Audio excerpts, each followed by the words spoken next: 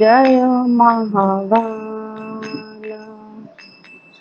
काली श्याम कुंड राधा कुंड जय गिरि गोवर्धना कालिंदी यमुना जय जय महागाना केशी घाट बंसी वट द्वादश काना यहाँ सब लीला कैले तिरी नंदनंदन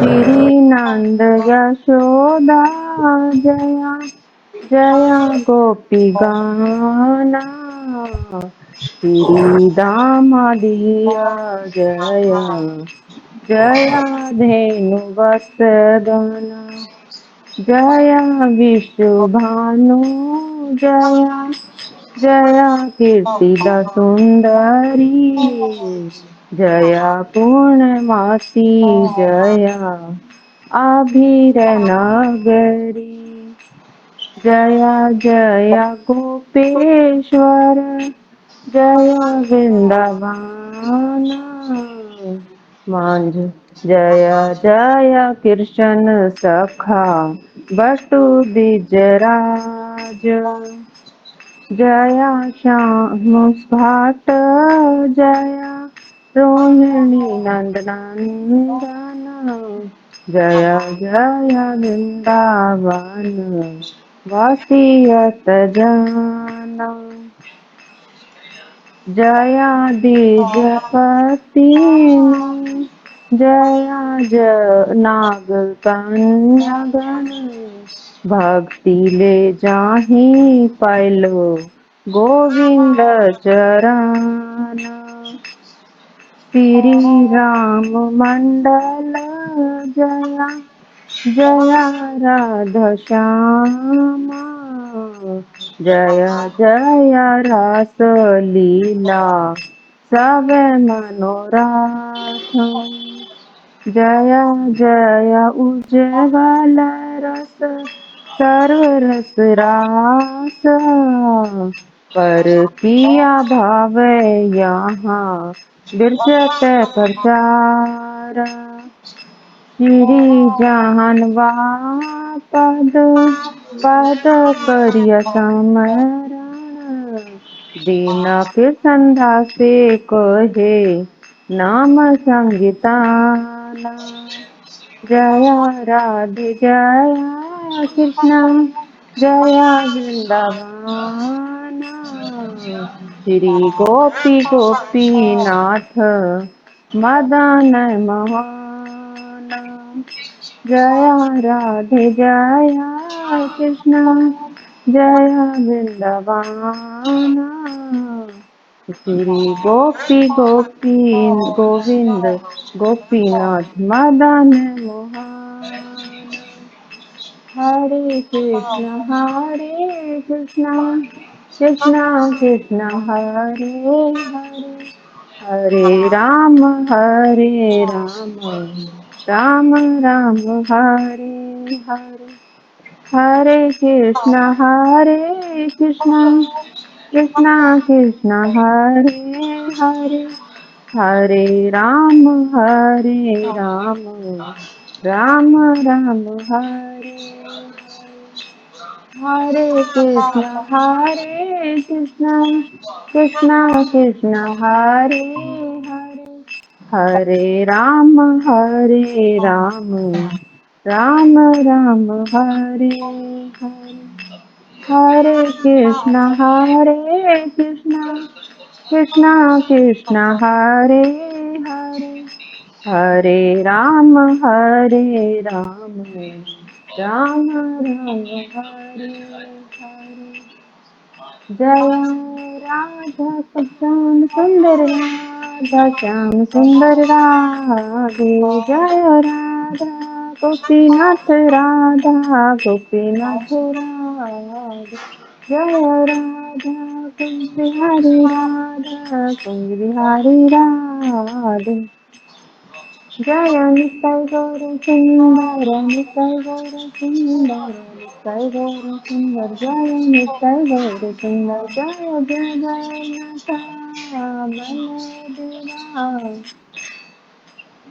सुभद्रा, जय सुदर्शन, जय पांचतत्वा, पांचतत्वा, पांचतत्वा, जय पांचतत्वा, जय जय प्रभुपाद, प्रभुपाद, प्रभुपाद, जय शिला प्रभुपाद, जय जय गुरुदेव, गुरुदेव, गुरुदेव, जय गुरुदेव, नित्य गौर हरि बोल, हरि बोल, हरि बोल, हरि बोल। हरे कृष्णा माता जी, धनुष प्रणाम। आज जिसको क्लास देनी है माता जी, कोई सी भी नहीं आई है वो तो भी।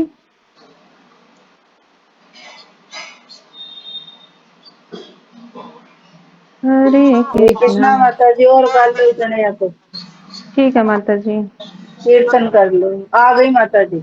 एक माता हरे कृष्णा माता जी, सभी को दंडवत प्रणाम। जी माता जी, हरे कृष्णा माता जी, धनुष प्रणाम।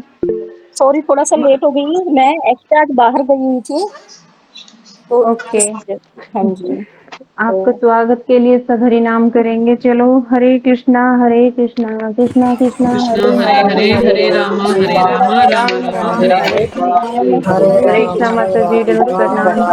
हरे कृष्णा माता जी प्रणाम। प्रणाम माता जी, आप हरे सभी को। कृष्णा माता जी, दंडवत प्रणाम सभी हरे माताओं कृष्ण, से। हरे कृष्ण माता माता। जी 1 मिनट दीजिए, मैं एक बार ना ईयरफोन लगा लूं। ठीक है। एयरफोन भी लगा लो माता जी, वीडियो भी ऑन कर दो, कभी तो दर्शन दे दिया करो अपने।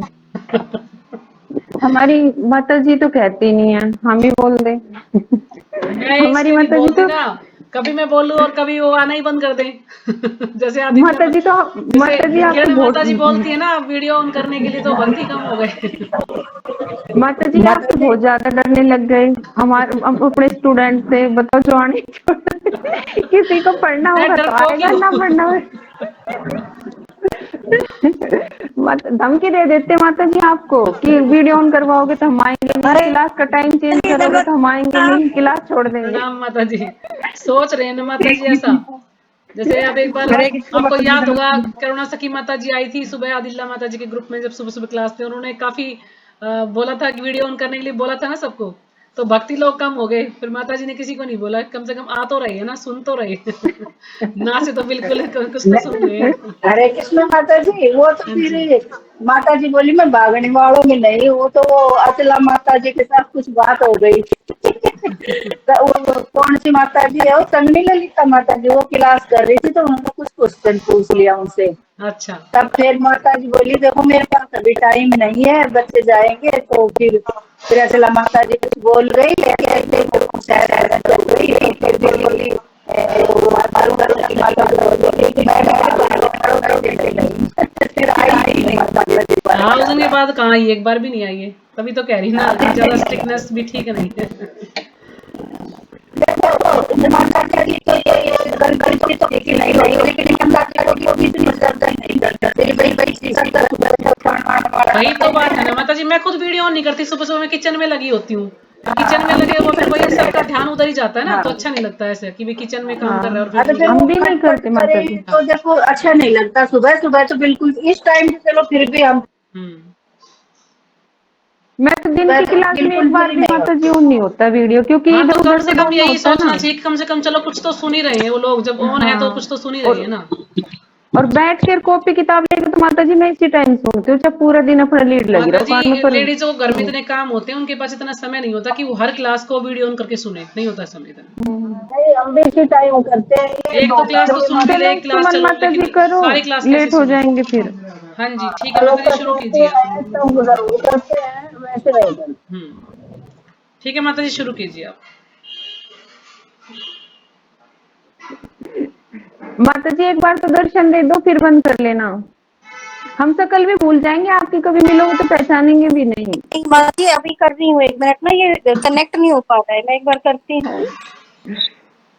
और इन माता जी की तो मेरे को याद भी नहीं है। जो गगन किसको मिलाया था आपने वहां पे जगन्नाथ यात्रा? मैं तो पहचानूंगी भी नहीं इन्हीं को दोबारा तो से मिलाया किसी था को। जगन्नाथ यात्रा में। ये वो नहीं करती ना, मैं फोन करे तो पहचान भी ले कहीं मिले तो। आवाज से तो भला ही पहचान लो। चलो ठीक है, आप लोग क्लास कीजिए, मैं यहीं बैठी हूँ, मैं कुछ कर रही हूँ अपना। आप जा सकते हो, अपना काम कर नहीं नहीं, सकते जा नहीं रही, यहीं बैठी हूँ। जा नहीं रही माता जी, मैं यहीं बैठी हूँ। ठीक है, आप लोग कीजिए, मैं सुन रही हूँ आप सबको। प्रणाम माता जी। हो। आपकी आवाज क्लियर नहीं आ रही। काट रही है, हम आप लीड एक बार ज्वाइन दोबारा से करो। नहीं वो लीड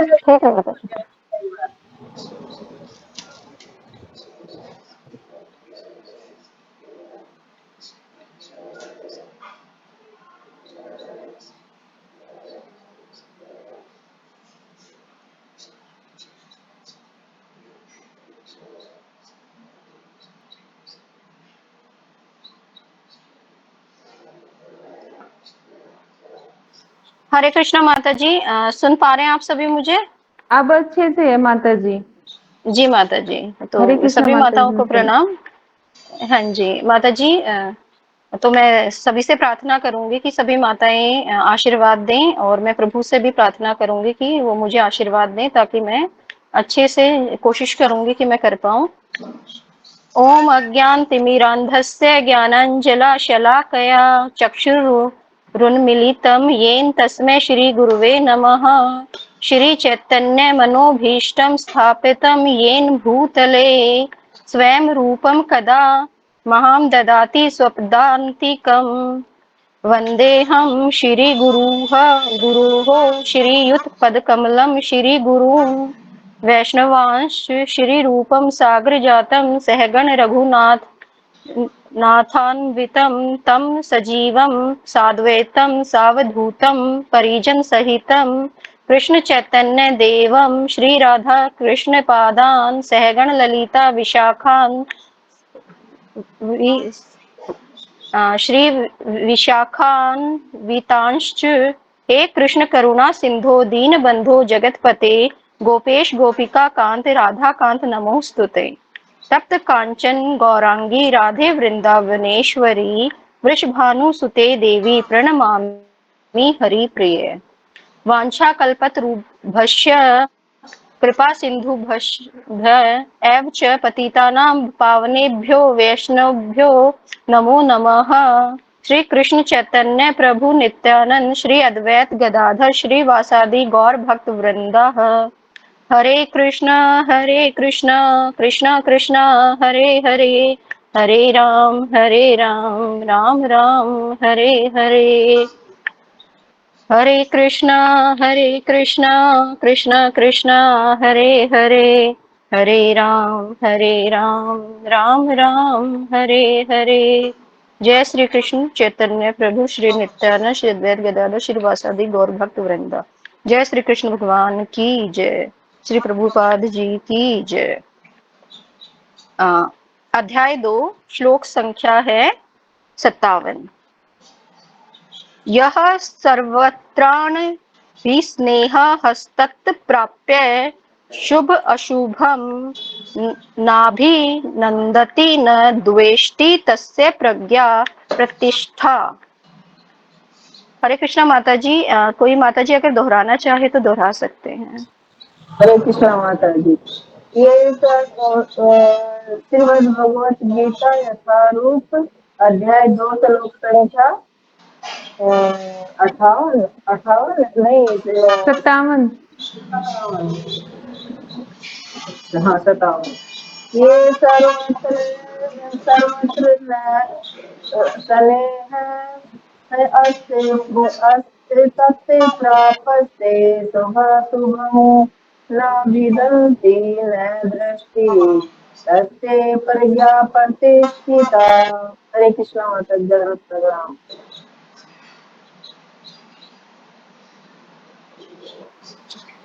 तो माता जी मैं स्टार्ट करूं? हरे कृष्ण माता जी। हरे कृष्णा माता जी। अध्याय संख्या 2 श्लोक संख्या 58।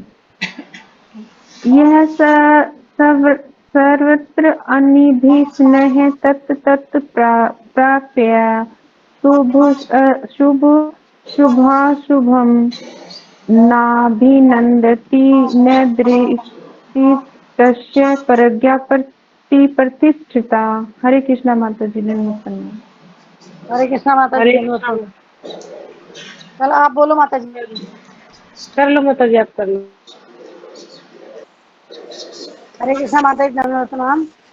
श्रीमद् भगवद गीता यथारूप अध्याय 2 श्लोक संख्या 57। यह सर्वत्र अनभिस्नेह तत् तत्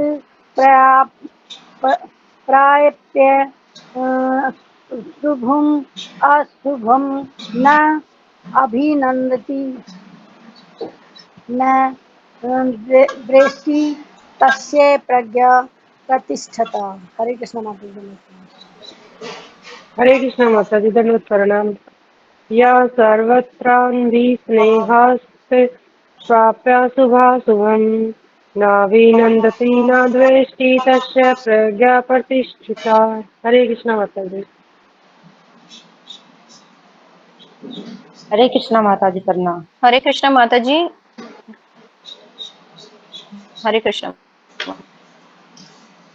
ये सर्वत्रान विशेषते शुभाशुभम नाभिनंदन्ति न दृष्टि तस्य प्रजा प्रतिष्ठा। हरे कृष्णा माता जी। कोई माता जी रह गई हैं या मैं शुरू करती हूँ? नहीं तो फिर जी शुरू करो माता ठीक है, जी। शुरू कीजिए माता जी। 9:18 हो गए। जी जी माता जी। यह जो सर्वत्र सभी जगह अनभिस्नेह स्नेह शून्य तत् उस प्राप्य प्राप्त करके शुभ अच्छा अशुभम बुरा न कभी नहीं अभिनंदती प्रशंसा करता है, न कभी नहीं द्वेष्टि द्वेष करता है, तस्य उसका प्रज्ञा पूर्ण ज्ञान प्रतिष्ठा अचल। इस भौतिक जगत में जो व्यक्ति न तो शुभ की प्राप्ति से हर्षित होता है और न अशुभ के प्राप्त होने पर उससे घृणा करता है, वह पूर्ण ज्ञान में स्थिर होता है। तो प्रभुपाद जी कहते हैं कि जो हमारा भौतिक जगत है, यहाँ पर जो भी व्यक्ति है वो शुभ की प्राप्ति, यानी कि ऐसा व्यक्ति जो कि शुभ और अशुभ की प्राप्ति से जो हर्षित नहीं होता है और न अशुभ के प्राप्त होने पर उससे घृणा करता है, वह पूर्ण ज्ञान में स्थिर होता है। तात्पर्य प्रभुपाद जी द्वारा भौतिक जगत में सदा ही कुछ न कुछ उथल पुथल होती रहती है, उसका परिणाम अच्छा हो चाहे बुरा। जो ऐसी उथल पुथल से विचलित नहीं होता, जो अच्छे शुभ या बुरे अशुभ से अप्रभावित रहता है, उसे कृष्ण भावनामृत में स्थिर समझना चाहिए। जब तक मनुष्य इस भौतिक संसार में है तब तक अच्छाई या बुराई की संभावना रहती है, क्योंकि यह संसार द्वैत द्वंद्वों से पूर्ण है। किंतु जो कृष्ण भावनामृत में स्थिर है वह अच्छाई या बुराई से अछूता रहता है, क्योंकि उसका सरोकार कृष्ण से रहता है जो सर्व मंगलमय है।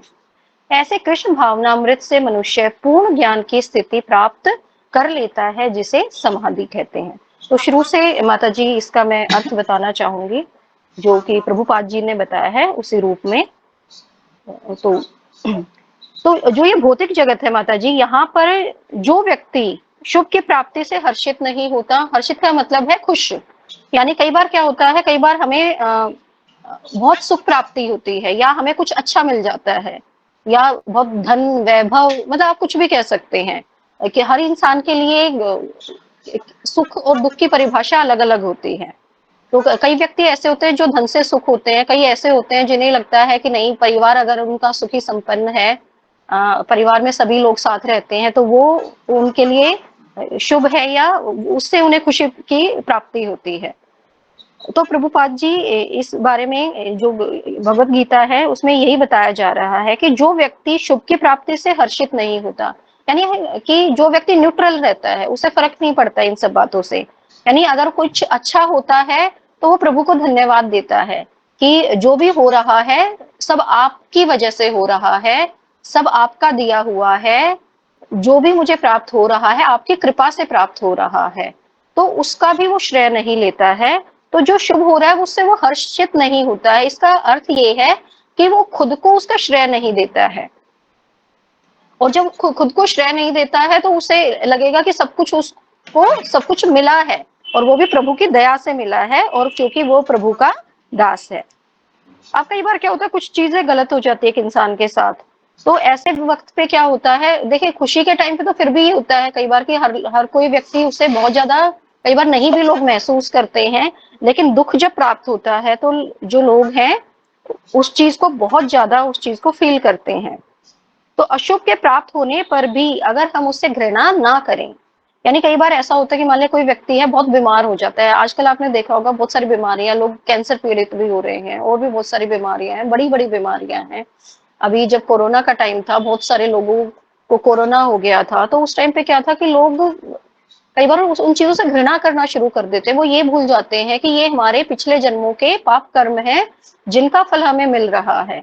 अगर हम उस दृष्टि से सोचेंगे कि हाँ ये हमारे पिछले जन्मों के पाप कर्म हम काट रहे हैं, तो हम उन चीजों से घृणा नहीं करेंगे, हम उन चीजों को फील करेंगे कि ठीक है, प्रभु ने हमें जो भी जिस भी हाल में वो रख रहे हैं, जैसे भी उन्होंने हमें समय दिया है, उसको हम अच्छे से हमें रहना है, और उससे हमें घृणा नहीं करनी है, उसे हमें बुरा भला नहीं कहना उन सारी चीजों को। कि मान लिया जैसे कई बार दुख होता है तो लोग भगवान को कहते हैं, हे प्रभु आपने ये क्या कर दिया, ये आपने मुझे ही क्यों इतना दुख दिया, इतने कष्ट दिए, जबकि हमें नहीं पता कि पिछले कितने जन्म हमने प्राप्त किए थे और कितने जन्मों में हमने क्या क्या कर्म कांड किए जिसकी वजह से हमें ये सारे दुख भोगने पड़ रहे हैं। तो ऐसा व्यक्ति जो कि न्यूट्रल रहता है, उसे जब खुशी मिलती है तो खुशी में भी नॉर्मल रहता है, अगर उसे दुख होता है तो उसमें भी नॉर्मल रहता है, और प्रभु को धन्यवाद करता है, कृष्ण भावनामृत में रहता है। उसी व्यक्ति को कहेंगे कि पूर्ण ज्ञान में वो स्थिर है। क्योंकि ये इससे पहले जो श्लोक आए थे उसमें जो अर्जुन थे, उन्होंने भगवान जी से, श्री कृष्ण भगवान जी से यही पूछा था कि आप मुझे स्थिर प्रज्ञा का अर्थ बताइए। तो इससे पहले वाले श्लोकों में भी और इस श्लोक में और एक दो आगे आने वाले श्लोकों में भी इसी के बारे में बताया जाएगा। तो जो भौतिक जगत है, यानी कि अगर हम आध्यात्मिक जगत की बात करें तो आध्यात्मिक जगत में सिर्फ सुख सुविधाएं ही हैं, सिर्फ सुख ही सुख की प्राप्ति होती है, सब कुछ अच्छा अच्छा ही होता है। लेकिन जो हमारा भौतिक जगत है, यहाँ पर सुख और दुख दोनों एक साथ चलते हैं। तो हमेशा क्या रहता है कि उथल पुथल मची रहती है। सभी व्यक्तियों के जीवन में आपने देखा होगा, जो व्यक्ति कृष्ण भावना भावित नहीं होता है, स्पेशली ऐसे व्यक्तियों के जीवन में उथल पुथल हमेशा मची रहती है। क्योंकि जो कृष्ण भावना भावित होता है वो अपने आप को संयमित रहना, अपने आप को संयम में रहना का उसे पता होता है कि उसे खुद के ऊपर संयम कैसे रखना है, या किसी भी स्थिति में है उसे अपने ऊपर संयम कैसे रखना, अपने को कंट्रोल कैसे रखना है, या उन चीजों से उस पर बहुत कम प्रभाव पड़ता है। आपको सच बताऊं तो जब से मैं मतलब भगवान से जुड़ी हूँ, प्रभु से जुड़ी हूँ, एक्चुअली भक्ति तो बचपन से ही करते हैं, लेकिन पूर्ण रूप से जब मैं आप सभी के साथ जुड़ी, माता जी के साथ, या आप कह सकते हो कि इस्कॉन के साथ में जुड़ी, तो मैंने खुद के जीवन में इन सारी चीजों को महसूस किया कि अगर कोई भी स्थिति आ जाती है ऐसी, तो वो वाली स्थिति नहीं होती है कि एकदम से कि ऐसा महसूस हो कि नहीं हम इन चीजों को कंट्रोल नहीं कर सकते, या हम एकदम से अपना आपा नहीं होते हैं। अब तो जो ऐसी उथल पुथल से विचलित नहीं होता है, तो अभी तो जस्ट शुरुआत है करने की। तो जब शुरुआत में इतना है, तो अगर हम भगवान को हमेशा याद रखें तो सोचिए कि भगवान वो क्या नहीं कर सकते हमारे लिए। तो जो अच्छे शुभ या बुरे अशुभ से अप्रभावित रहता है उसे कृष्ण भावना अमृत में स्थिर समझना चाहिए। तो कोई भी व्यक्ति है जो अपने आप को अच्छे यानी शुभ के समय में या बुरे अशुभ के समय में से खुद को प्रभावित ना महसूस करे, यानी उसे अप्रभावित रहे, उसके ऊपर फर्क ना पड़े, उसे हम कहेंगे कि कृष्ण भावना अमृत में स्थिर उस व्यक्ति को माना जाएगा। जब तक मनुष्य इस भौतिक संसार में है तब तक अच्छाई या बुराई की संभावना रहती है, क्योंकि यह संसार द्वैत द्वंद्वों से पूर्ण है। तो जब तक हम इस भौतिक संसार में रहेंगे तो सुख दुख चलते रहेंगे, कभी सुख आएगा कभी दुख आएगा। तो इसे द्वैत बोला गया है, यानी वो द्वंद रहेगा हमेशा हमारे जीवन में। कभी ऐसा होगा कि सुख ही सुख मिल रहे हैं, कभी ऐसा होगा दुख ही दुख मिल रहे हैं। कई बार स्थिति ऐसी होगी, कभी सुख आ रहा है फिर दुख आ रहा है। किंतु जो कृष्ण भावना अमृत में स्थिर है वह अच्छाई या बुराई से अछूता रहता है। लेकिन जो कृष्ण भावना अमृत में स्थिर रहते हैं जो व्यक्ति, वे ऐसी अच्छाइयों और बुराइयां उन्हें छू नहीं पाती हैं, क्योंकि उसका सरोकार कृष्ण से रहता है जो सर्व मंगलमय है। तो जो भी व्यक्ति कृष्ण से जुड़ता है, जो कृष्ण के लिए ही कार्य करता है, जो कृष्ण की सेवा के लिए कार्य करता है, तो ऐसा जो व्यक्ति होता है उसके जीवन में भी अपने आप मंगल होने शुरू हो जाते हैं। ऐसे कृष्ण भावनामृत से मनुष्य पूर्ण ज्ञान की स्थिति प्राप्त कर लेता है। तो जो व्यक्ति पूर्ण रूप से अपने आप को प्रभु में समर्पित कर देता है, वो सिर्फ ऐसे ही कार्य करता है जो प्रभु की खुशी के लिए हो, उनकी इच्छा के लिए हो। तो ऐसा जो मनुष्य होता है उसे कहा जाएगा पूर्ण ज्ञान की स्थिति को उसने प्राप्त कर लिया है, और उसी को समाधि कहते हैं। यानी कि जब एक मनुष्य को ये ज्ञान हो जाता है कि वो एक आत्मा है और वो इस पृथ्वी पर किस लिए आया है, जो पिछले जन्मों में जो उसका कार्य पूर्ण नहीं हो पाया था, हो सकता है वो भक्ति मार्ग में हो, तो इस जन्म में जो उसे जन्म मिला है तो उसे और भक्ति करनी है और प्रभु के धाम जाना है। हरे कृष्णा माता जी, दंडवत प्रणाम। अगला श्लोक। यदा संहर्ते चायम कुर्म अज्ञानी इव सर्वसः इंद्रियाणि इंद्रिय अर्थेभ्य तस्य प्रज्ञा प्रतिष्ठिता। हरे कृष्णा माता जी, कोई माता जी दोहराना चाहे तो दोहरा लीजिए। हरे कृष्णा माता जी। श्रीमद् भगवत गीता अध्याय 2 श्लोक 58। यदा सहरते सुचायं कुरु अंगानि एव सर्वस्य इंद्रियाणि अन्नद्धे तस्य प्रज्ञा प्रतिष्ठिता। हरे कृष्णा माता जी। हरे कृष्णा माता जी। अध्याय 2 गीता का सार, श्लोक संख्या 58। यदा संहर्ते च अयं कुरम अज्ञानी एवं सर्वस्य इंद्रियाणि इंद्रिय अर्थभ्य तस्य प्रज्ञा प्रतिष्ठा। हरे कृष्णा माता जी, धन्यवाद प्रणाम। हरे कृष्णा माता जी, धन्यवाद प्रणाम। श्रीमद् भगवद गीता यथारूप अध्याय 2 श्लोक संख्या 58। यदा संहर्ते चयं कुर्मो अग्निव सर्वस्य इंद्राणि इंद्रिये अर्थभ्ये तस्य प्रज्ञा प्रतिष्ठता। हरे कृष्णा माता जी। हरे कृष्णा माता जी, धन्यवाद प्रणाम। यदा संहर्ते चायं कुर्मोऽङ्गलियो सर्वस्य इन्द्रियाणि इन्द्रियो तस्य प्रज्ञा प्रतिष्ठिता। हरे कृष्णा माता जी। हरे कृष्णा माता जी, प्रणाम। श्रीमद् भागवत गीता यथारूप अध्याय 2 गीता का सार श्लोक संख्या 58। यदा संहर्ते च अयं कूर्मो अर्गानिन् इव सर्वस्य इंद्रियाणि इंद्रिय अर्थेभ्य तस्य प्रज्ञा प्रतिष्ठिता। हरे कृष्णा माता जी। हरे कृष्ण माता जी, प्रणाम। अध्याय हरे 2 कृष्णा माता जी। श्लोक संख्या 58। यदा संहर्ते चार्ये कुर्मो संगनि सर्वस्य इंद्रियाणि इंद्रियार्थे भैसते तस्य प्रज्ञाप्रतिष्ठा। हरे कृष्ण। हरे कृष्णा माता जी। तो शब्दार्थ कर लेते हैं सबसे पहले।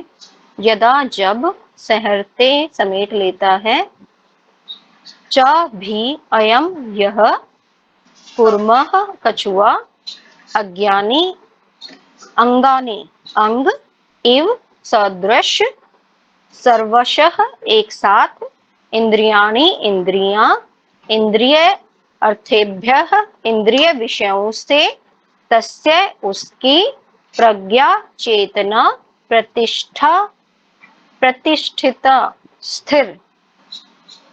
जिस प्रकार कछुआ अपने अंगों को संकुचित करके खोल के भीतर कर लेता है, उसी तरह जो मनुष्य अपनी इंद्रियों को इंद्रिय विषयों से खींच लेता है, वह पूर्ण चेतना में दृढ़ता पूर्वक स्थिर होता है।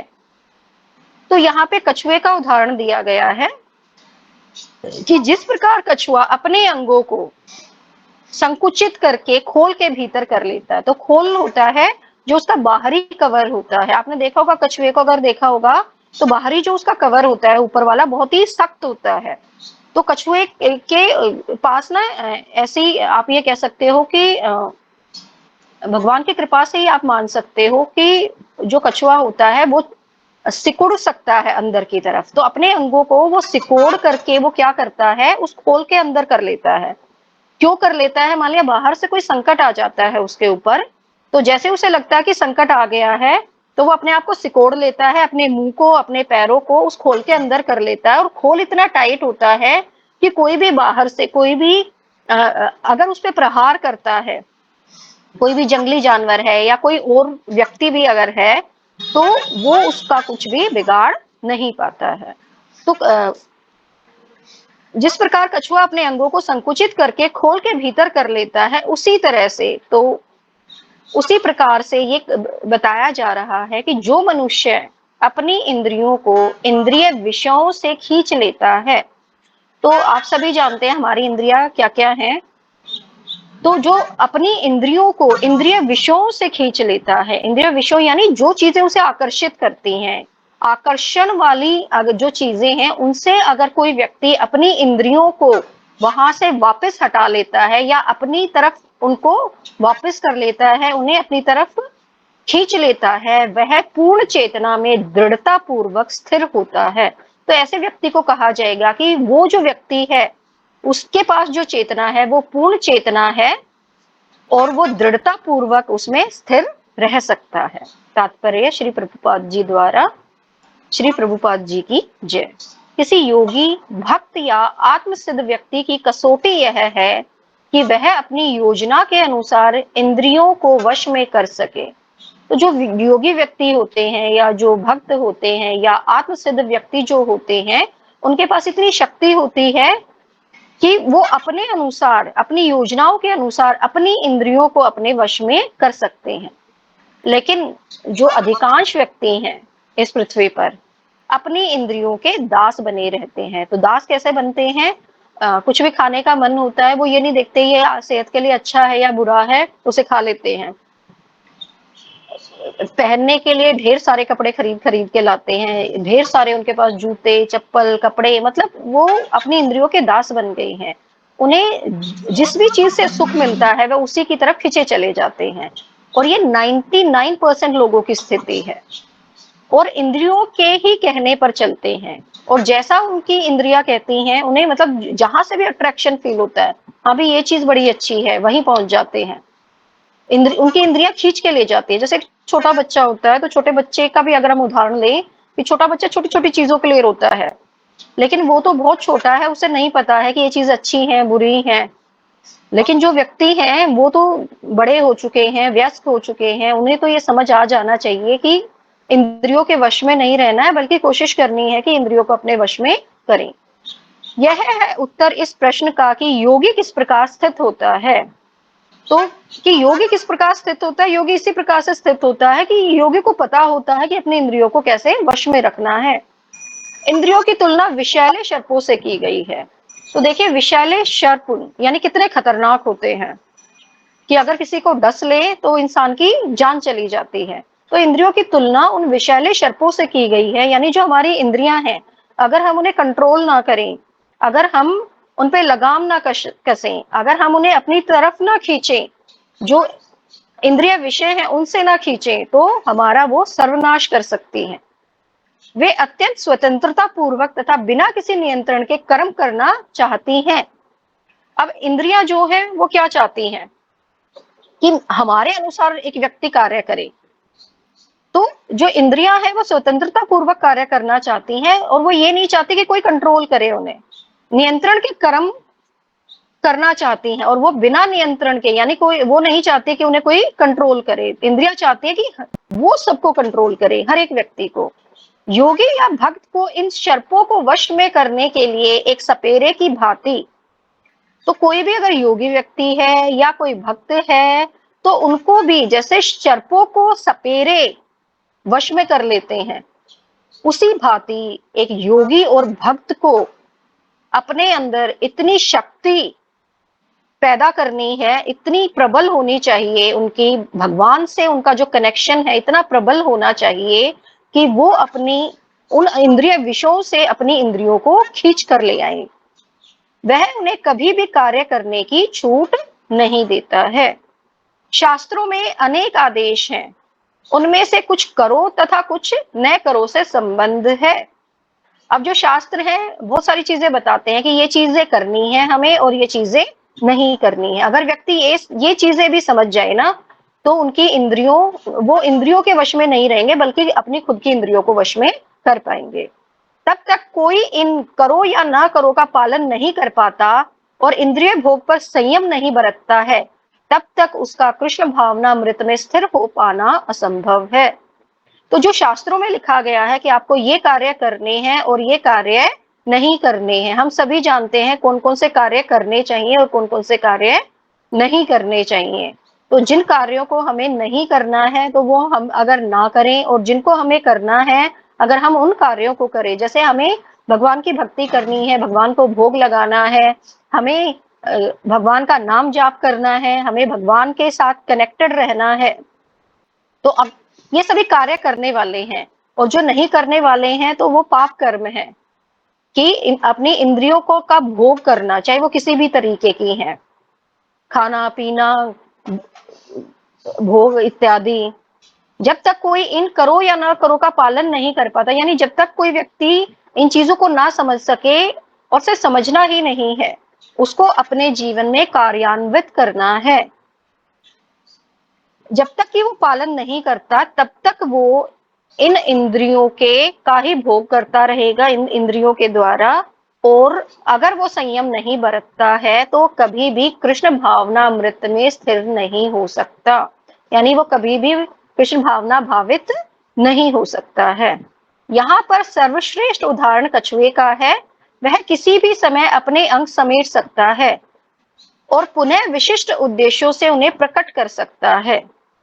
तो कहने का अर्थ है कि हमें ये पता होना चाहिए कि किस समय हमें अपनी इंद्रियों का इस्तेमाल करना है और कहाँ करना है, और कौन सा सुख हम भोग सकते हैं, कौन सा सुख भोगने योग्य है। जैसे भगवान से जुड़ना, भगवान की भक्ति में लगना, उससे जो हम सुख प्राप्त करते हैं, तो अपनी इंद्रियों को वहां पर लगाना है। वह किसी भी समय अपने अंग समेट सकता है। तो जो कछुआ है उसके पास इतनी शक्ति है कि वो अपने अंग कभी भी समेट सकता है और पुनः विशिष्ट उद्देश्यों से उन्हें प्रकट कर सकता है। जब उसे जरूरत होती है तो दोबारा वो अपने अंगों को बाहर निकाल लेता है और उसे जब भी कोई कार्य करना होता है तो वो कर सकता है, कहीं आना है, जाना है, देखना है। इसी प्रकार कृष्ण भावना भावित व्यक्तियों की इंद्रियां भी केवल भगवान के विशिष्ट सेवाओं के लिए काम आती हैं, अन्यथा उनका संकोच कर लिया जाता है। अर्जुन को उपदेश दिया जा रहा है कि वह इंद्रियों को आत्मतुष्टि में न करके भगवान की सेवा में लगाए। तो अर्जुन को भी यही बताया जा रहा है कि जो इंद्रियां हैं उनकी, अपनी इंद्रियों की संतुष्टि ना करके वो भगवान की सेवा में लगाए और जो जिससे भगवान कृष्ण प्रसन्न होते हैं वो कार्य करे, वो कार्य ना करे जिससे उसे खुशी मिले। अपनी इंद्रियों को सदैव भगवान की सेवा में लगाए रखना कुर्म द्वारा प्रस्तुत दृष्टांत के अनुरूप है। यानी जो कार्य हमें करना है वो उसके अनुरूप है अगर हम भगवान की सेवा करते हैं, जो अपनी इंद्रियों को समेटे रखता है। तो ऐसे व्यक्ति के बारे में बताया जा रहा है।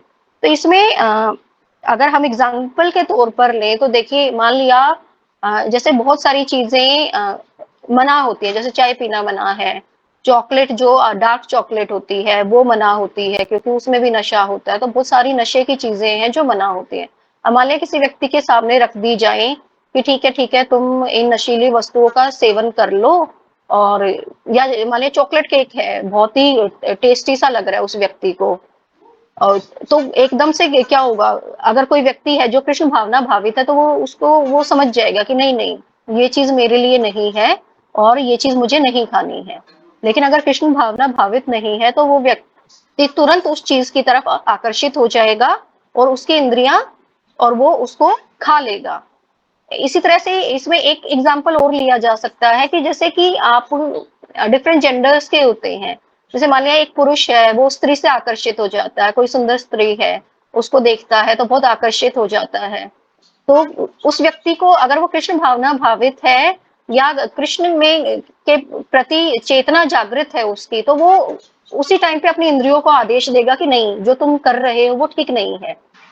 ये तो नेचुरल है कि अट्रैक्शन होना नेचुरल है, लेकिन वहीं पर लगे रहना वो नेचुरल नहीं है। तो वहां से अपनी इंद्रियों को खींच करके लाना है जब आपको ये लगे कि नहीं, ये जो कार्य है जो मुझे नहीं करना है वो मुझे नहीं करना है। तो जो व्यक्ति खुद के अंदर संयम को पैदा कर लेता है वही कृष्ण भावना भावित हो सकता है, और ये उसी को हम कहेंगे कि कृष्ण भावना भावित व्यक्ति है और उसी व्यक्ति के अंदर स्थिर है और वो कृष्ण भावना अमृत में स्थिर है। हरे कृष्णा माता जी, दंडवत प्रणाम सभी को। हरे कृष्णा माता जी, दंडवत प्रणाम। हरे कृष्णा बहुत माता जी, अच्छे से प्रणाम। समझाया माता जी आपने। सब माता जी का धन्यवाद के लिए हरे कृष्णा महामंत्र बोलेंगे। हरे कृष्णा हरे कृष्णा कृष्णा कृष्णा कृष्णा कृष्णा हरे हरे, हरे राम राम राम हरे हरे। हरे हरे। कृष्णा माता जी धन्यवाद। तो एक श्लोका और लिया जाए या यहीं पे विराम किया जाए? एक श्लोका और लिया जाए। मुस्कान माता जी नहीं करेंगे आज? हाँ, मुस्कान माता जी को दे रखा है ना, अगर आप लोग कहेंगे तो करेंगी ना वो। नहीं, टाइम है अभी तो हो हाँ, जाएगा। तो 15 मिनट एक श्लोक ले लेते हैं, उनको 2 दिए लेकिन एक ही ले लेते हैं, एक ही हो पाएगा अभी, ठीक है। तो मुस्कान माता जी आप शुरू कर सकते हैं। हरे कृष्णा माता जी, जी हरे कृष्णा, प्रणाम सभी प्रणाम। को। जी अध्याय 2 श्लोक संख्या 49।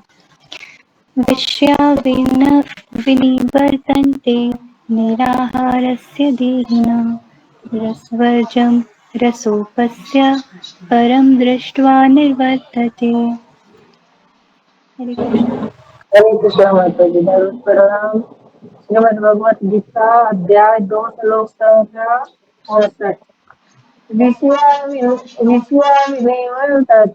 निराहारस्य देहिन रसवर्जं रसोऽपि यस्य परं दृष्ट्वा निवर्तते। हरे कृष्ण माता जी, दंडवत प्रणाम। हरे कृष्णा माता जी धन्यवाद। बोलिए माता जी, आप बोलिए। हरे कृष्ण माता। टाइम नहीं है, जल्दी बोलो। विश्वाविनिवर्तन्ते निराहारस्य देहिना विसर्जं रसोपश्य परं दृष्ट्वा निर्वर्तते। हरे कृष्ण माता। हरे कृष्णा माता जी धन्यवाद प्रणाम। अध्याय संख्या 2 गीता का सार श्लोक संख्या 59।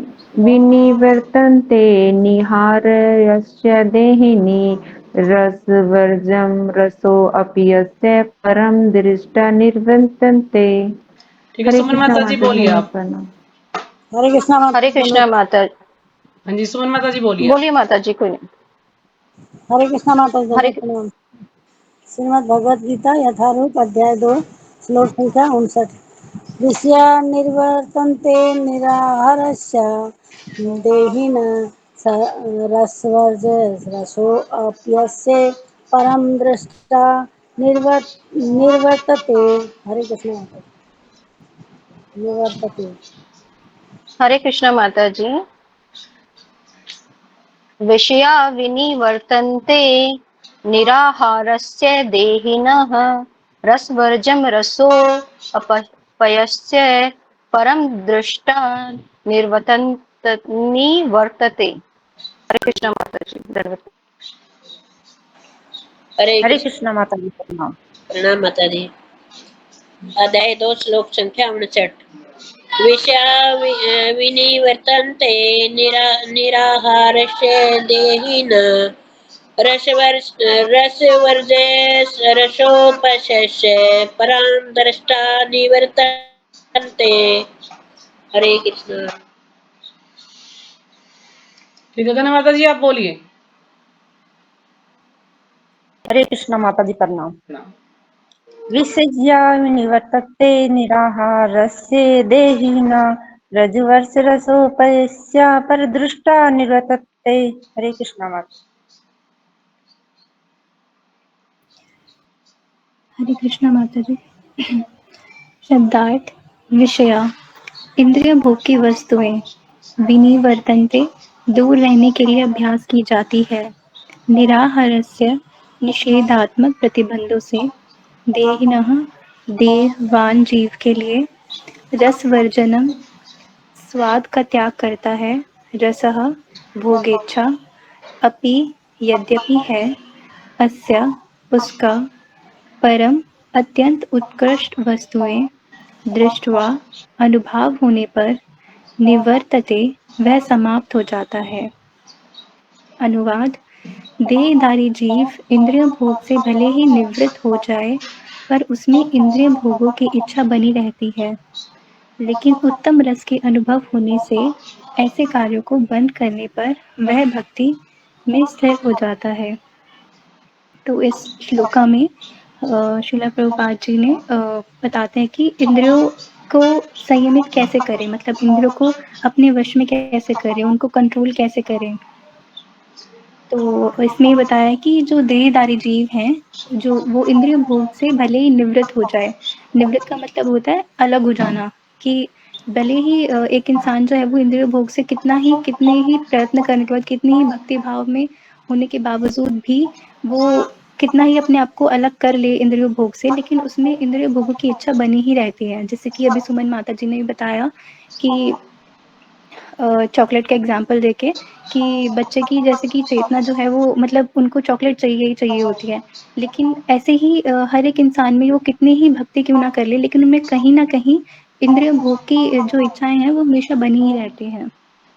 लेकिन उत्तम रस यहाँ पर कृष्ण भावनामृत को कहा गया है। उत्तम रस भगवान की भक्ति को कहा गया है कि अगर इंसान हो उनका अनुभव कर ले तो इन ऐसे कार्यों को बंद करने पर भी वह भक्ति में स्थिर हो जाता है। तो कृष्ण भावनामृत में एक बार वो आने के बाद अब अगर वो अच्छे से कृष्ण भगवान जी की भक्ति करता है तो वो अपनी इंद्रियों भोग की जो इच्छा है उनको कंट्रोल कर सकता है। तात्पर्य श्रीला प्रभुपाद जी के द्वारा। श्रीला प्रभुपाद जी की जय। जब तक कोई अध्यात्म को प्राप्त ना हो तब तक इंद्रिय भोग से विरत होना असंभव है। कि जब तक कोई भी अध्यात्म को प्राप्त ना हो तब तक वो इंद्रिय भोग से कभी भी दूर नहीं रह सकता। उनका दूर रहना असंभव है। विधि विधानों द्वारा इंद्रिय भोग को संयमित करने की विधि वैसे ही है जैसे किसी रोगी के किसी भोज्य पदार्थ खाने पर प्रतिबंध लगाना। कि विधि विधानों द्वारा इंद्रिय भोग पर को रोक लगाना उसी के जैसा है जैसे कि किसी भी बीमार व्यक्ति को उसके खाने से दूर रखा जाता है। जैसे कोई भी अगर व्यक्ति बीमार है तो फिर उसे कहा जाता है कि आप ज्यादा बाहर का ना खाएं, ये सब ना खाएं, लेकिन उसकी चेतना हमेशा बनी रहती है कि अगर वो किसी भी चीज को देख लेता है, जैसे कि कोई भी तली हुई चीज को, पकौड़े वगैरह और जलेबी वगैरह को देख के उसका मन, जो उसकी चेतना है वो हमेशा उसी में बनी रहती है प्रतिबंध लगाने के बावजूद भी। वही पड़ा तो किंतु इससे रोगी की न तो भोजन के प्रति रुचि समाप्त होती है और न ही वैसे प्रतिबंध लगाया जाना चाहता है। तो फिर ऐसे ना ही तो कि उस रोगी की जो है इच्छा है वो भोजन के प्रति, कभी भी उसकी जो इच्छा है वो कभी समाप्त नहीं होती और उसका हमेशा ध्यान उसी में लगा रहता है कि काश ये चीज़ मुझे मिल जाए, काश ये चीज़ मुझे मिल जाए, जबकि उसे पता है कि वो उसके शरीर के लिए कितनी हानिकारक है। इसी प्रकार अल्पज्ञानी व्यक्तियों के लिए इंद्रिय संयम के लिए अष्टांग योग जैसी विधि की स्तुति की जाती है। अष्टांग योग की जो विधि होती है उसमें, जिसमें यम, नियम, आसन, प्राणायाम, प्रत्याहार, धारण आदि, ध्यान आदि सम्मिलित हैं। इंद्रियों को संयम करने के लिए जो अष्टांग योग की जो विधि होती है वो बताई गई है इसमें। उसमें कौन कौन सी विधि होती है? यम, नियम, आसन, प्राणायाम, प्रत्याहार, धारण, ध्यान। किंतु जिसमें कृष्ण भावनामृत के पथ पर प्रगति के क्रम में परमेश्वर कृष्ण के सौंदर्य का रसास्वादन कर लिया है, उसे जड़ भौतिक वस्तुओं में कोई रुचि नहीं रहती। लेकिन जिसने कृष्ण रूपी अमृत को एक बार चख लिया, तो परमेश्वर कृष्ण के सौंदर्य का जो रसस्वादन है एक बार कर लिया, तो उसका भौतिक वस्तुओं के बीच में मतलब कोई भी इच्छा नहीं रहती। जैसे अभी सुमन माता जी ने भी चॉकलेट का एग्जांपल दिया था कि हाँ, कि बाकी लोग जो होते हैं वो चॉकलेट को देख के कितने आकर्षित रहते हैं कि हमें ये मिल जाए, हमें ये मिल जाए। लेकिन जो कृष्ण भावित होता है जो इंसान, उसको पता होता है कि हाँ ये चीज सही नहीं है, उसमें नशे वाले पदार्थ जो हैं वो होते हैं। ऐसे ही एक बार अगर कोई कृष्ण भावित अमृत को चख लेता है, तो फिर उसे पता होता है कि कौन सी भौतिक वस्तुओं में उसकी कभी रुचि रहती ही नहीं है। अतः आध्यात्मिक जीवन में ये सारे प्रतिबंध अल्पज्ञानी नवदीक्षितों के लिए हैं। ऐसे प्रतिबंध तभी तक ठीक हैं जब तक कृष्ण भावनामृत में रुचि जागृत नहीं हो जाती। तो ऐसे प्रतिबंध जो हैं वो तब तक ही ठीक हैं जब तक उसकी ये प्रतिबंध तब तक ही ठीक है जब तक कृष्ण भावनामृत में उसकी रुचि जो है वो जागृत नहीं हो जाती। और जब वास्तव में रुचि जग जाती है, जब वो कृष्ण भावनामृत में एक बार पूरा लीन हो जाता है, जब वो उस अमृत का स्वादन कर लेता है, तो मनुष्य में स्वतः ऐसी वस्तुओं के प्रति अरुचि उत्पन्न हो जाती है। तो मनुष्य में अपने ही आप ही अंदर से ही उसकी जो भौतिक वस्तुएं हैं उनके प्रति उसकी जो रुचि है वो खत्म हो जाती है हमेशा के लिए। हरे कृष्ण माता जी, धन्यवाद, प्रणाम। हरे कृष्णा माता जी, बहुत ही हरे सुंदर। कृष्णा माता जी, प्रणाम। बहुत अच्छे धन्यवाद से माता आपने जी। समझाया, धन्यवाद। एक बार सब अनम्यूट करके माता हरे जी का कृष्णा धन्यवाद माता जी करेंगे बोलेंगे सब। कि माता जी ने बहुत अच्छे से हरे श्लोकों को कृष्णा, समझाने का हरे प्रयास किया। कृष्णा, हरे कृष्णा, कृष्णा हरे हरे कृष्णा, हरे हरे हरे, राम हरे राम, राम राम, हरे हरे। हरे कृष्णा माता जी, धन्यवाद, प्रणाम। तो आप हरे सबको कृष्णा जहाँ माता तक जी, है धन्यवाद, श्लोक अच्छे से प्रणाम। समझ आ गए होंगे, तो कुछ समझाने की आवश्यकता तो नहीं है, क्योंकि माता जियों ने दोनों ने बहुत अच्छे से समझाया श्लोका को। तो मेरे ख्याल में तो किसी को कुछ समझ नहीं आया, ऐसा हो नहीं सकता। तो बच्चे अच्छे से उदाहरण दे करके इसको समझाया गया है। तो अभी 4 दिन की हम लोग छुट्टी कर रहे हैं। अब क्लास 26 तारीख को होगी। क्लास करेंगे अब हम। अभी रक्षाबंधन भी है ना, तो रक्षाबंधन है, आप लोगों को थोड़ा घर में भी साफ सफाई करनी होगी, है ना, गेस्ट वेस्ट अच्छा, आएंगे, तैयारी करनी होगी, तो उसके लिए छुट्टी कर रहे हैं। और मुझे ठीक है माता जी। एग्जाम है 20 तारीख को, तो वैसे तो मुझे समय मिलता नहीं है ना, तो इसलिए मैं सोच रहा कि 4 दिन की छुट्टी कर देती हूँ आप लोगों की, फिर मैं अपनी तैयारी कर लूंगा। अब नेक्स्ट क्लास 20 अच्छा तारीख ठीक है को माता जी, ठीक 20 है। तारीख को होगी। अच्छा, क्योंकि आज भी मुझे ये लगा लो कम से कम 4.5 घंटे यहाँ कुर्सी पे बैठ बैठ के अपने पेपर करना पड़ा है, ओपन बुक वाला, उसको जमा कराना है 20 तारीख को। तो उसी को लिखती रही, इसलिए मेरा ठीक है जब माता जी, नहीं हो पाया था, आज मैं जब ही कर रही थी बैठ आप के। पहले लिख लीजिए, फिर हमें गाइड करिएगा आप कि लिख कैसे चुकी करना मैं, है। उसको जमा कराना है 20 माता तारीख जी, को। भक्ति वृक्ष की क्लास भी आप ही से लेंगे हम। भक्ति वृक्ष, ये वो भक्ति वृक्ष वाली चल जो रहा आप है। ले रहे हो ना, वो भक्ति भक्ति शास्त्र, शास्त्री ये भक्ति मेरा शास्त्र लेवल नहीं है माता जी, मेरा भक्ति शास्त्री टीचर अलग है। हो जाएगा। इतना तो हम कौन से विषय उससे भी पढ़ने लायक हो गए अभी तो। तो मैं उसी की फिर तैयारी अभी में अभी आज लगी हुई अभी थी। तो हम नर्सरी में है माता जी, नर्सरी वाली क्लास में अभी हम। अच्छा, आप ये बताइए, आप अभी में से कोई अभी अक्टूबर में एग्जाम होगा, तो कोई लोग देना चाहेंगे एग्जाम, ये जी माता जी, श्रद्धावान, कृष्ण सेवक और कृष्ण साधक का? जी माता जी फर्स्ट लेवल देना चाहूंगी मैं। तो श्रद्धावान का दे सकते हैं आप फर्स्ट लेवल। तो अक्टूबर में ध्यान रखना, जब जैसे जी फॉर्म निकलेगा आप सब फॉर्म भर देना जिस जिसको देना है। और कृष्ण सेवक का भी जी दे माता सकते हैं आप, क्योंकि हमारा कोर्स इतना हो चुका है, कृष्ण सेवक का भी हम लोग कर पाएंगे। हाँ, कृष्ण जी साधक का जी भी माता नहीं जी। हुआ, कृष्ण साधक के में भी समय लगेगा, हमें कई महीने लगेंगे अभी पूरा करने में इसको। 2 लेवल कर देंगे हाँ, माता 2 जी। लेवल कर सकते हैं आप सब, तो 2 लेवल के हिसाब से आप भर दीजिएगा और अपनी तैयारी करते रहिएगा साथ-साथ ना, कि 2 लेवल माता में जी आप जी चैप्टर आएगा इसका, भगवद गीता का फर्स्ट चैप्टर आएगा। आपके इंटेलिजेंट स्टूडेंट है, कर जाएंगे सब 2-2-3। अच्छी बात है ना, कर जाओगे तो ये कहेंगे हाँ, ये टीचर ने कुछ पढ़ाया है, नहीं तो ये सब बोलेंगे कुछ पढ़ाया ही नहीं इनको, कुछ आता ही नहीं इनको, ऐसे निल स्टूडेंट है। जब माता आदि जी लीला माता जी आपने मन में परिवर्तन कर दिया है, इससे बड़ा तो और क्या परिवर्तन हो चलो, सकता है। परिवर्तन होना चाहिए माता जी, मैं भी ये सोच रही हूँ अगर परिवर्तन कुछ हुआ तो मेरी भी मेहनत सफल हो जाएगी, है ना, जो मैं सोच रही हूँ बिल्कुल आपको होता है पढ़ा माता रही जी। तो कुछ तो फर्क पड़ना चाहिए ना। बल्कि जैसे क्लासेस हम लोग लेते हैं ना, मतलब इसका बहुत प्रभाव आता है। एक हाँ ऐसा नहीं है कि भाई मतलब इस्कॉन से मैं पहले भी जुड़ी थी एक बार, फिर या तो आप कह सकते हो भाई मेरे पूर्व कर्म ऐसे रहे होंगे हाँ, हो सकता है माता जी। कि कि उसके बाद में ना कनेक्शन ब्रेक हो गया बीच में ना। आज से आप सोचो कि 8-10 साल पहले की बात है माता जी, तब मैं ग्रुप में ऐड हुई थी अच्छा अच्छा। और उसके बाद में मैंने लेफ्ट कर दिया वहां से। मुझे लगा मतलब पता नहीं क्यों, मतलब मुझे ऐसा लगता है कि शायद कुछ पूर्व कर्मास होंगे जो काटने होंगे। हम्म।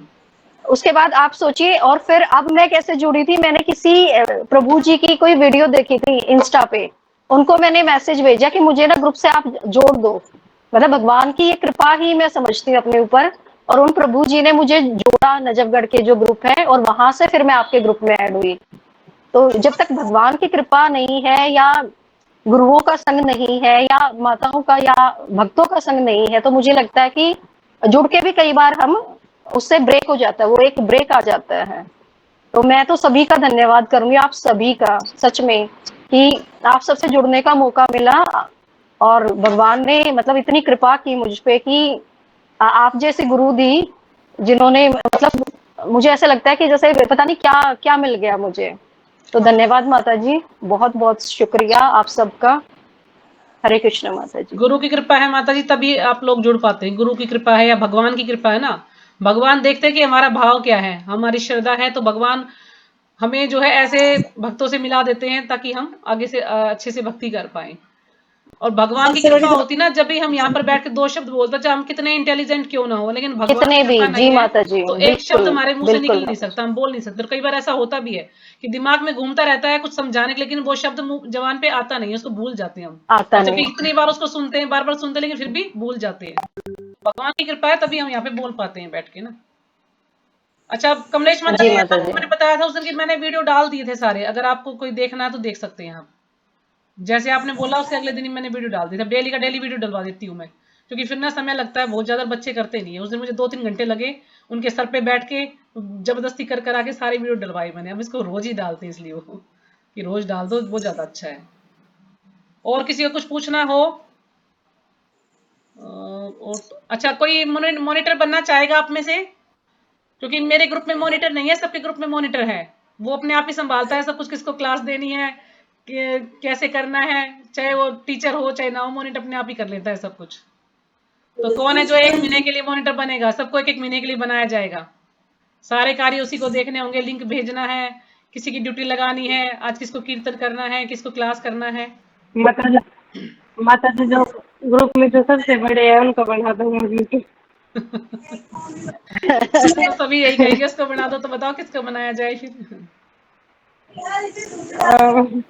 एज वाइज सब जो सबसे बड़े हैं माता जी को बना दूंगा। माता जी जिनको ज्यादा रमा एक्सपीरियंस है ना, आप उनको बनाइए पहले, उसके बाद हम धीरे धीरे सीख के फिर हम भी करेंगे। तो फिर तो पूनम माता जी को बना देते हैं, क्योंकि वो सबसे पहले की जुड़ी हुई हैं भक्ति से ना। पूनम वो तो माता जी कम से कम 20 साल से मोनिका जुड़ी वाले हुई हैं। से माता जी क्लास कट कर गई। हाँ, तो 20 साल से जुड़ी हुई है पूनम माता जी कम से कम। तो उनसे ही पूछती हूँ, अगर वो बनना चाहेंगी तो उनको ही बना देते हैं फिर। क्योंकि आदिला माता जी मुझे बहुत बार बोल चुकी हैं कि मॉनिटर बनाओ, मॉनिटर बनाओ, आपने किसी को मॉनिटर नहीं बनाया अब तक। और दूसरा, सबको बोलने का मौका देना चाहिए। अभी हमारे ग्रुप में ये लगा लो 5-6 लोग ही बोल पाते हैं ना, 5-6 लोग अच्छे से क्लास कर पा रहे हैं। तो रमा माता जी आप भी प्रयास करेंगे थोड़ा कुछ बोलने का? रमा माता जी आप भी प्रयास हरे करेंगे कुछ बोलने का? हरे कृष्ण माता जी, जी हरे दंडवत कृष्ण, प्रणाम, नहीं प्रणाम बोल जी। पाऊंगी माता जी मैं। माता जी कोशिश कीजिए, जब ये बताइए कि हरकेश माता जी और ये कृष्णा देवी माता जी दोनों ही अनपढ़ है, समझो एक से 5 क्लास पास है, वो लोग अच्छे से क्लास कर पा रहे हैं। माता जी हर बार उनका उदाहरण देती है कि वो अच्छे से क्लास कर पा रहे हैं, वो मैसेज भी डाल रहे हैं, वो मॉनिटर बने हुए हैं, तो आप लोग क्यों नहीं बन सकते? तो आप भी प्रयास करेंगे तो कुछ तो बोल ही पाएंगे। लेकिन एक बार आपका वो ना डर, संकोच, झिझक निकल जाएगी तो आप अच्छे से बोल पाएंगे। तो प्रयास करेंगे माता जी, आप प्रमा माता जी, या आप कोई कुछ भी मतलब सुनाने का प्रयास की, जो भी आप अच्छे से बता पाते हैं, तो कुछ भी आप अपनी तरफ से कुछ भी सुना सकते हैं। माता जरूरी जी नहीं मैं कि नहीं आप श्लोका ही करें, और कुछ जैसे आप स्टोरी वगैरह सुनते हैं, इतना लेक्चर सुनते हैं, तो उसमें कुछ कोई स्टोरी हो, स्टोरी बता सकते हैं आप। तो करेंगे ऐसा कुछ? नहीं कर पाऊंगी माता जी मैं। हाँ, तो वही सोच रखा है ना आपने कि मैं कर नहीं पाऊंगी, कर नहीं पाऊंगी, ऐसा हो नहीं सकता। अगर हम कोई मैं दृढ़ निश्चय कर लेना हमें ये कार्य करना है, तो हम उस कार्य को कर पाते हैं। ऐसा नहीं कि नहीं कर पाएंगे, भगवान अपने आप हमें बुद्धि देंगे, हम अपने आप कर लेंगे उसको। लेकिन हमें दृढ़ निश्चय तो करना ही पड़ेगा कि हाँ मुझे करना है ये। और गगन माता जी आप भी कर पाएंगी कुछ? क्योंकि हमारे ग्रुप में 2-3 लोग हैं जो नहीं बोल पाते। हाँ जी गगन माता जी, आप हरे कृष्ण बोल माता पाएंगी? जी। हरे कृष्णा, आप बोल पाएंगे जी कुछ? माता जी। आपको कोई सेवा दी जाए तो? हाँ माता जी कुछ होगा जैसे कर। तो आपको अगली बार सेवा दे, क्या सेवा दें आपको? भगवत गीता का श्लोका करेंगे या आपको कोई और सेवा दे, कुछ और सुनाने के लिए बोला जाए जैसे ताकि? हाँ जी, आप जो कुछ आपकी इच्छा हो जैसे। तो भगवत गीता का श्लोक देंगे आपको, जब कोई ऐसा श्लोक आएगा इसमें जो आप अच्छे से कर पाएंगे, इजी बिल्कुल ना, तो ऐसा श्लोक आपको दिया जाएगा, ठीक है? हाँ ठीक है माता जी। हाँ, या कोई आप स्टोरीज याद करके सुना सकते हैं जगन्नाथ जी के बारे में, या कोई भी और स्टोरी, जैसे भागवतम में बहुत सारी स्टोरीज हैं, तो कुछ भी स्टोरी सुना सकते हैं आप यहाँ पे। नहीं माता जी ज्यादा कुछ मैंने नहीं पढ़ा, मैं तो अभी से हाँ हाँ, अभी तैयार जुड़े हूँ। हैं, वो तो मुझे पता, अभी जुड़े हैं आप। चलो तो ठीक है, जैसे ही इसमें कोई श्लोक आएगा तो हम आपको बताएंगे, फिर आप करना उसको, ठीक है? ठीक है माता जी। क्योंकि मैंने ना हरे ग्रुप में कृष्ण। वो लेक्चर डाले हुए हैं प्रभु जी के, तो उस लेक्चर को सुन के आप तैयारी कर सकते हैं। जो प्रभु जी के लेक्चर हाँ का मैं मैंने लिंक भेजा था वो कई दिन पहले, तो उसमें आप हाँ, उसको सेव आज कीजिए सुना अपने फोन माता जी। में, और उसको सुन के उसके अनुसार जो है तैयारी कीजिएगा, तो आसानी से आप कर पाएंगे श्लोका, फिर कोई ज्यादा मुश्किल नहीं ठीक आएगी है माता आपको। हाँ जी, तो ठीक है, यहीं पे विराम करते हैं, और 4 दिन के लिए छुट्टी है। अब आपको हम मिलते हैं ट्यूसडे को, 20 तारीख को क्लास करेंगे, ठीक है? आप सबको जो भी मैंने पढ़ाया है अब तक, आप सब उसको रिवाइज कीजिएगा। ये नहीं कि छुट्टी होगी तो हम बस आराम से बैठ जाएंगे, कुछ नहीं करना है। तो ये होमवर्क है आप सबका, जितना पढ़ाया गया है उसको रिवाइज कीजिएगा।